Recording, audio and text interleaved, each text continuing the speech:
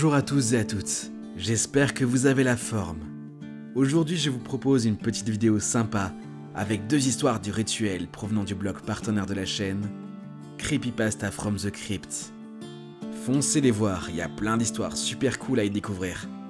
D'ailleurs, ils ont aussi une chaîne YouTube, que je m'en fiche juste ici. Voilà, si tout est ok, place à votre étrange rendez-vous. Vous êtes prêts ? C'est parti.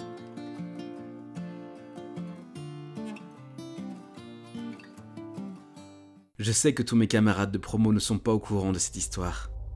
C'est pour cela que j'ai décidé de faire un post, afin que les intéressés puissent être mis au courant. Ceux qui voudraient rencontrer du paranormal, ceux qui auront le courage de suivre mes indications. Voici comment réaliser un de vos souhaits. À l'université de Caen, au campus numéro 1, se trouve un bâtiment qui se nomme Vissol. Vous devez y aller seul, à 3h du matin.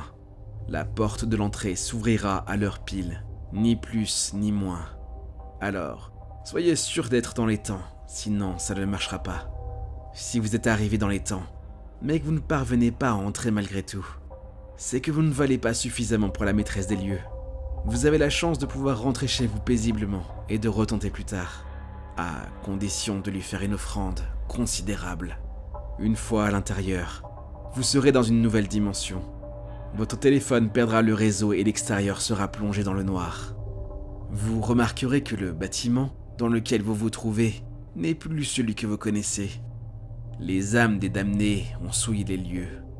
Le sol est couvert d'un liquide verdâtre, poisseux, épais, qui collera à vos chaussures. Des lambeaux de chair tombent du plafond, qui est lui-même parcouru par des veines noires. Des figures humanoïdes recouvrent les murs, comme si elles étaient enfermées dans une espèce de placenta, capable de se déchirer au moindre souffle. L'odeur de la pourriture vous montera aux tripes, et des créatures difformes vous accueilleront avec un sourire tordu. Bienvenue chez nous. Comprendrez-vous à travers ceci, et leurs yeux qui vous scrutent avec appétit. Des doigts ensanglantés, aussi secs que ceux d'un cadavre abandonné dans le désert, scelleront la sortie. Vous ne pourrez pas faire demi-tour, mais n'ayez crainte. Les masses sanguignolantes qui se traîneront au sol pour aller vers vous sont faciles à distancer. Dépêchez-vous simplement d'arriver à la porte 190. Monter les marches ne sera pas une tâche aisée, comme vous devrez éviter les pattes d'araignées géantes qui essaieront de vous poignarder alors que vous grimperez les escaliers. Mais vous pouvez le faire, n'est-ce pas ? Cela en vaut la peine pour accomplir votre cher petit souhait. Vous n'aurez qu'à utiliser les corps décomposés de vos prédécesseurs comme bouclier, si vous n'avez pas peur que eux-mêmes ne se réveillent pour tenter de prendre votre place et ouvrent votre bouche suffisamment large pour se glisser à l'intérieur. Le couloir sera jonché de détritus, de canettes, de paquets de chips et d'organes que vous aurez peut-être du mal à reconnaître. Mais vous feriez mieux de courir. La créature mille pattes ne va pas tarder à vous poursuivre, en se glissant depuis les escaliers jusqu'à derrière vous. Cette monstruosité, composée d'amas de chair, des pattes d'araignée que vous êtes parvenu à éviter, dégoulinant d'un sang vert noirâtre, vous poursuivra jusqu'à que vous arriviez à la porte 190. Dépêchez-vous de toquer 3 fois. La porte s'ouvrira et se refermera derrière vous. Ici, vous pouvez rencontrer la Reine des Vers. Elle vous attend depuis longtemps. Alors, ayez la décence de vous asseoir sur la chaise en face de vous. La vie qui grouille sous vos pieds grimpera peut-être sur vous, et vous sentirez du liquide tomber depuis le plafond, qui n'est rien de plus qu'une plaie béante. L'odeur sera puissante, mais souriez et soyez agréable. La reine, entité ressemblant à une vieille femme dont les yeux pourris coulent sur ses joues, vous servira le thé. Buvez et retenez-vous de vomir. Si vous voulez qu'elle accomplisse votre souhait, offrez-lui votre portrait. Si vous essayez de l'entourlouper, vous serez lentement dévoré par les vers qui doivent déjà se délecter à cette idée. De sa main gauche, elle sortira une bougie où elle brûlera l'image. Elle vous dira « Ton âme sera mienne, à l'instant où tu éteindras la flamme de ton souffle, et tu seras mon serviteur jusqu'à la fin d'une éternité. Tu répondras à mes commandements, et tu tueras en mon nom si je le requiers. De toute façon, il est trop tard pour reculer, car elle ne vous laissera pas partir. Vous aviez déjà fait votre choix en entrant. Maintenant, formulez votre vœu et soufflez la bougie. La reine vous marquera de son sang en vous faisant avaler un de ses enfants. Enfin, vous pourrez sortir. La créature qui vous poursuivait ne sera plus là. Mais ce n'est pas une raison pour ne pas vous presser, car à 3h15, vous serez enfermé dans cette dimension. Faites juste attention aux marches qui resteront glissantes. De là, la sortie sera libérée et vous pourrez passer, mais n'oubliez pas, vous lui appartenez.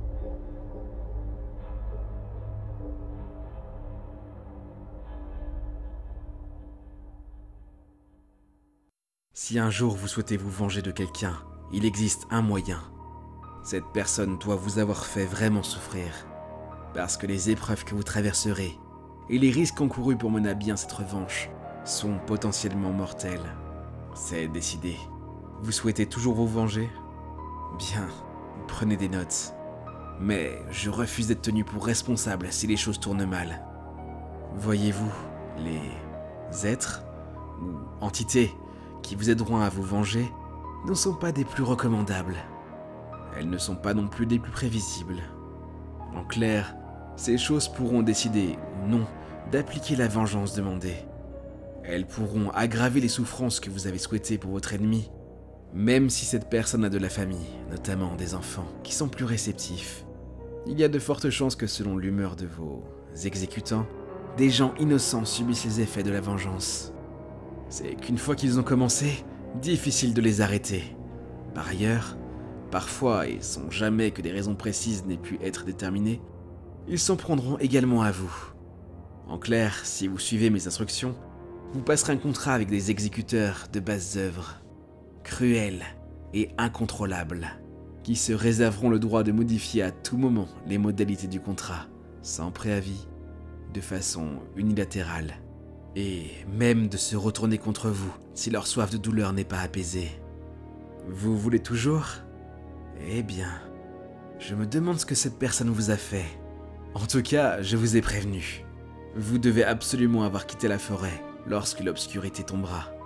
Au passage, plusieurs personnes ont rapporté qu'il leur semblait que le temps s'était anormalement accéléré une fois le rituel terminé, et qu'ils avaient à peine eu le temps de repartir, alors qu'il aurait dû leur rester plusieurs heures de marge.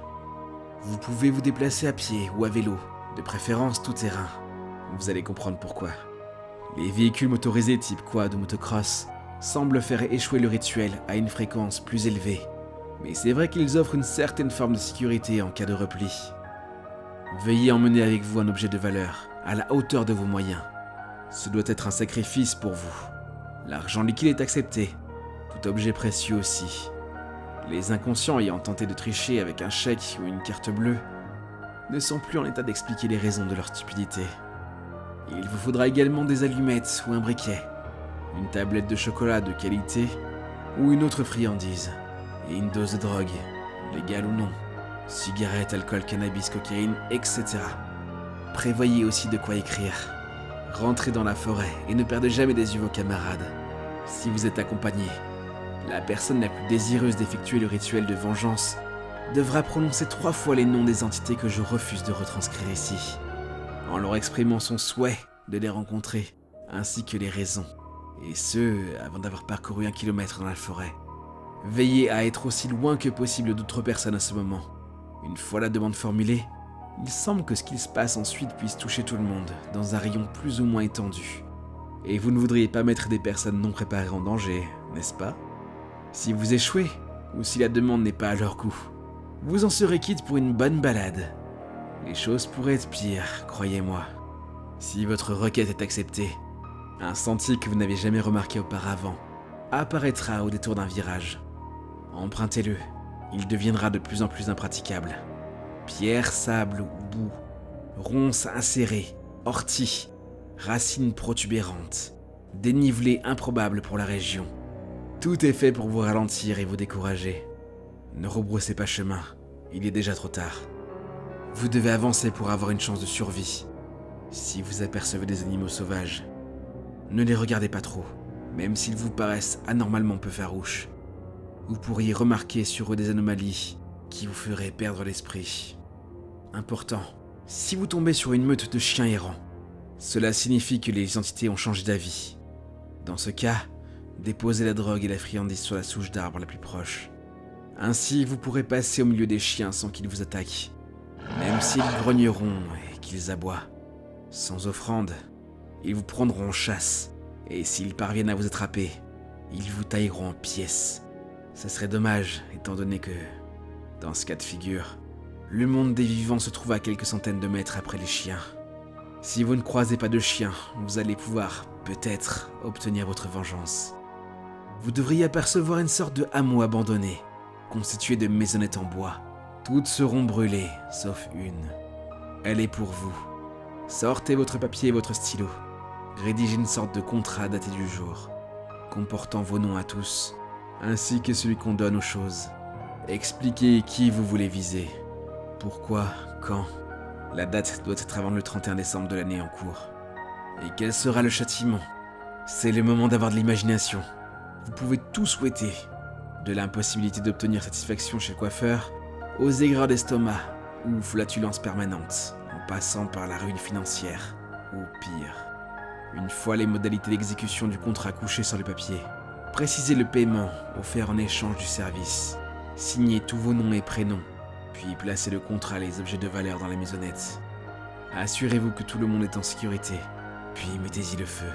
À présent, dépêchez-vous de partir par là où vous êtes arrivé. Ne vous retournez pas, ne perdez pas de temps et ne vous perdez pas de vue les uns les autres. Si l'un d'entre vous s'égare, ne prenez pas le risque de retourner en arrière. Vous connaissiez les risques avant de venir. Ce que vous avez souhaité à votre ennemi lui arrivera à la date souhaitée, comme vous l'avez demandé.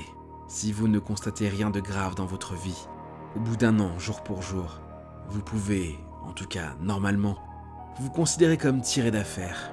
Vous pouvez toutefois souffrir d'effets secondaires pénibles, mais sans gravité comparée au reste.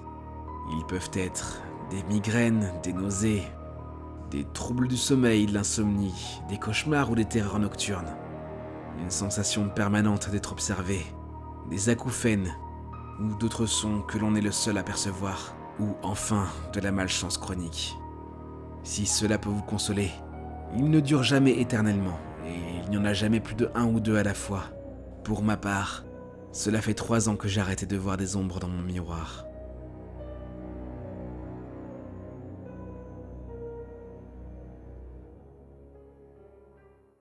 Deux rituels sympas à faire quand on s'ennuie le soir, n'est-ce pas? Bref, encore merci à tous ceux qui like, partagent et commentent.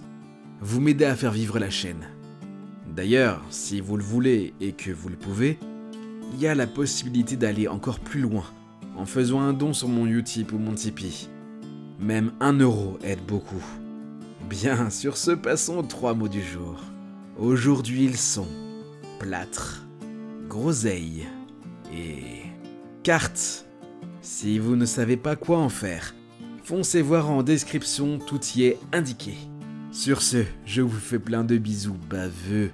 Quant à moi, je vous dis à bientôt pour un autre étrange rendez-vous.